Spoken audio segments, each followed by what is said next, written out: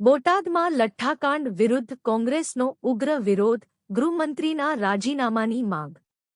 બોટાદ ખાતે સરકારની કથિત નીતિઓ અને હપ્તાખોરીના કારણે સર્જાયેલા લઠ્ઠાકાંડના વિરોધમાં બોટાદ જિલ્લા કોંગ્રેસ સમિતિ દ્વારા ઉગ્ર વિરોધ પ્રદર્શન કરવામાં આવ્યું હતું. આ આંદોલન દરમિયાન રાજ્યના ગૃહમંત્રીના રાજીનામાની જોરશોરથી માંગ કરવામાં આવી હતી. આ વિરોધ કાર્યક્રમની આગેવાની નીચે મુજબના અગ્રણી નેતાઓ દ્વારા સંયુક્તપણે લેવામાં આવી હતી. શ્રી હિંમતભાઈ કટારિયા, પ્રમુખ, બોટાદ જિલ્લા કોંગ્રેસ સમિતિ. શ્રી રમેશભાઈ મેર, પૂર્વ જિલ્લા કોંગ્રેસ પ્રમુખ. શ્રી જગદીશભાઈ ચાવડા, પૂર્વ ઉમેદવાર, ગઢડા વિધાનસભા.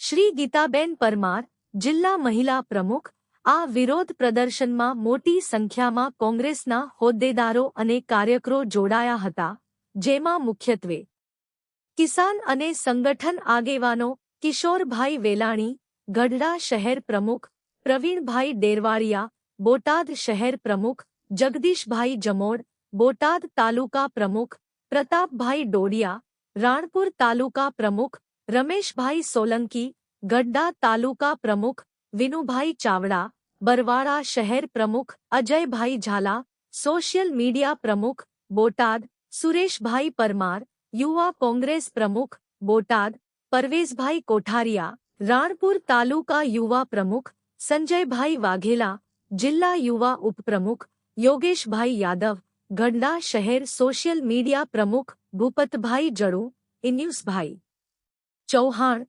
ઇકબાલભાઈ ચૌહાણ, સિકંદરભાઈ જોખિયા, યુસુફભાઈ માંકડ, જયેશભાઈ કાલરિયા, જેરામભાઈ તાવિયા અને રફીકભાઈ સહિતના અનેક આગેવાનો ઉપસ્થિત રહ્યા હતા. બ્યુરો રિપોર્ટ, મનસુખ વાળા, એસ.એસ. 2 ન્યૂઝ, બોટાદ.